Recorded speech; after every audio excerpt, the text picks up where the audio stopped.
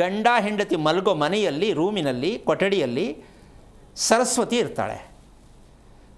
ಆ ಸರಸ್ವತಿ ಇನ್ನೊಂದು ಜಾಗಕ್ಕೆ ಬರ್ತಾಳೆ.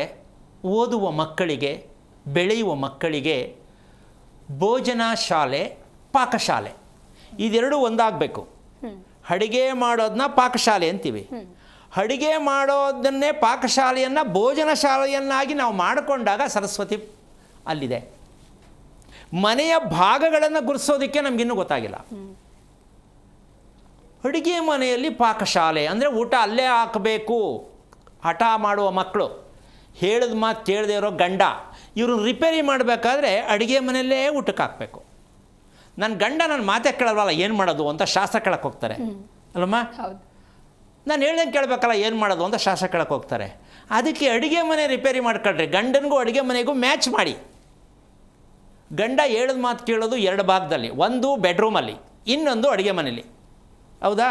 ರಿಪೇರಿ ಅಲ್ಲೇ ಮಾಡಬೇಕು, ಊಟ ಇಲ್ಲಿ ಕೊಡಬೇಕು. ಸೊ ಈ ಸತ್ಯ ನಮಗೆ ಅರ್ಥ ಆಗಬೇಕಾ, ಮಾಡ್ಕೋಬೇಕಾ, ತಿಳ್ಕೋಬೇಕಾ ಅನ್ನೋ ಒಂದು ಕುತೂಹಲದ ವಿಚಾರ ಇವತ್ತು ನಿಮ್ಮೊಂದಿಗೆ ಸಂಕ್ಷಿಪ್ತವಾಗಿ ಇಡ್ತೀನಿ. ಮನೆಯಲ್ಲಿ ಸರಸ್ವತಿ ಇರತಕ್ಕಂಥ ಜಾಗ ಯಾವುದು ಅಂತ ಒಂದು ಚಿತ್ರದ ಮೂಲಕ ವಾಸದ ಮನೆಯಲ್ಲಿರ್ತಕ್ಕಂತಹ ಆ ಒಂದು ಸತ್ಯಾಂಶವನ್ನು ನೋಡಿದಾಗ ಎಲ್ಲರಿಗೂ ಮೈ ಜುಮ್ ಅಂತ ಹೇಳಬಹುದೇನೋ. ಈಗ ಇಲ್ಲಿ ಇದು ಒಂದು ಬಿಲ್ಡಿಂಗು ರೆಡಿ ಆಗ್ತಾ ಇರ್ತಕ್ಕಂಥದ್ದು, ನಮ್ಮದೇ ಪ್ಲ್ಯಾನು, ತಿಳ್ಕೊಳ್ಳಿ. ಇಷ್ಟೊಂದು ಹೇಳ್ತಾರಲ್ಲ ಗುರುಗಳು ಯಾವ ರೀತಿ ಮನೆ ಕಟ್ಟಿಸ್ಬೋದು ಅಂತ. ಇದು ನೋಡಿ, ಇನ್ನೂ ಪೂರ್ತಿ ಸಿದ್ಧತೆ ಆಗಿಲ್ಲ. ಅಲ್ಲಿ ಯಾಕೆ ಸಿಂಬಲ್ ತೋರಿಸ್ತಾ ಇದೆ ಅಂದರೆ, ನೇರವಾಗಿ ಮುಂದುಗಡೆ ಇರ್ತಕ್ಕಂಥ ಬೆಳಕು, ಹಿಂದುಗಡೆ ಇರ್ತಕ್ಕಂಥ ಬೆಳಕು ಕಾಣಿಸ್ತಾ ಇದೆ ಕಿಟಕಿ ಒಳಗಡೆ. ಇದನ್ನು ಮನೆ ಕಟ್ಟೋರಿಗೆ ನಾನು ಕೇಳ್ತೀನಿ, ಈ ಥರ ಮನೆ ಕಟ್ಟೋಕ್ಕಾಗಿದೆಯಾ ಅಂತ. ಯಾವುದೋ ಕಿಟಕಿ ಯಾವ ಕಡೆ ಇರುತ್ತೆ, ಇನ್ನೊಂದು ಕಿಟಕಿ ಇನ್ನೊಂದು ಕಡೆ ಇರುತ್ತೆ. ಸರಸ್ವತಿ ಎಲ್ರಿ ಬರ್ತಾಳೆ, ಜ್ಞಾನ ಹೆಂಗ್ರಿ ಬರುತ್ತೆ, ನಿದ್ದೆ ಮಾಡ್ಕೊಳ್ಳುವಂಥ ಮಟ್ಟಕ್ಕೆ ಎಲ್ರಿ ನೆಮ್ಮದಿ ಬರುತ್ತೆ.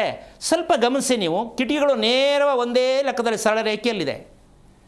ಎಷ್ಟು ಚೆನ್ನಾಗಿದೆ ಸ್ವಲ್ಪ ಯೋಚನೆ ಮಾಡಿ. ಮನೆಯಲ್ಲಿ ಒಂದು 10 ನಿಮಿಷ ಕೂತೋಗಬೇಕು ಅಂತ ರಿಕ್ವೆಸ್ಟ್ ಮಾಡ್ಕೋತಾರೆ ಇಂಥ ಮನೆಗಳಲ್ಲಿ. 10 ನಿಮಿಷ ಕೂತೋಗ್ಲಾ, ಅಥವಾ ಒಂದು ವಾರ ನಿಮ್ಮ ಮನೇಲಿ ಇದ್ದೋಗ್ಲಾ, ಈ ಥರದ ವಿಚಾರ ನಮ್ಮ ಹತ್ರ ಬೇಕಾದಷ್ಟು ಬಂದಿದೆ. ಎಷ್ಟೋ ಜನ ಫೋನ್ ಮಾಡ್ತಾರೆ, ನಮಗೊಂದು ವಾರ ಅವಕಾಶ ಕೊಡಿ, ನಿಮ್ಮ ಮನೇಲಿರ್ತೀನಿ. ಏನು ಖುಷಿಯಾಗತ್ತೆ ಮನೆ. ಇದನ್ನು ನಾನು ಹೇಳೋದು ಜಂಬಕ್ಕಲ್ಲ. ಮನೆ ಅಂತಕ್ಕಂಥದ್ದು ಎಷ್ಟು ಸತ್ಯ ಅಂತಕ್ಕಂಥದ್ದನ್ನು ಕಟ್ಟಿಸಿದವ್ರಿಗೆ ಮಾತ್ರ ಅರ್ಥ ಆಗುತ್ತೆ, ವಾಸ ಮಾಡ್ತಾ ಇರೋರಿಗೆ ಮಾತ್ರ ಅರ್ಥ ಆಗುತ್ತೆ. ದೊಡ್ಡದಾಗಿ ಬಿಲ್ಡಿಂಗ್ ಕಟ್ಟೋದಲ್ಲ. ನೋಡಿ ಎಷ್ಟು ಚಿಕ್ಕ ನಿವೇಶನ ಅದು. ಯಾರು ದೊಡ್ಡದಾಗಿ ಮನೆ ಕಟ್ತಾರೆ ಆ ಮನೆಯಲ್ಲಿ ಶನೇಶ್ವರ ವಾಸ ಮಾಡ್ತಾರೆ. ತಿಳ್ಕೊಳ್ಳಿ. ದುಃಖ, ಕೋರ್ಟು, ಸ್ಟೇಷನ್ನು, ವಿಚ್ಛೇದನ, ದೊಡ್ಡ ಮನೆಯನ್ನು ಆಸೆ ಪಟ್ಟರೆ. ಇದು ಎಷ್ಟು ಚಿಕ್ಕದಾಗಿದೆ ಅಂದರೆ ಬರೀ 25 ಅಡಿ ಅಗಲ ಇದೆ.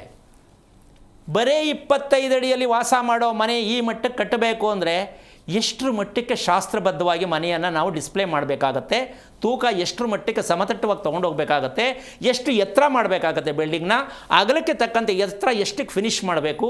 ಇದೆಲ್ಲ ಸತ್ಯ. ಈ ಸೂಕ್ಷ್ಮತೆ ಕಿಟಕಿಯಲ್ಲಿ, ಮನೆಯಲ್ಲಿ ಕಿಟಕಿ ಯಾವಾಗ ನೇರವಾಗಿ ಬೆಳಕು ಬರುತ್ತೆ ಆ ಮನೆಯಲ್ಲಿ ಸರಸ್ವತಿ ಅನುಗ್ರಹ ಪ್ರಾಪ್ತಿಯಾಗತ್ತೆ.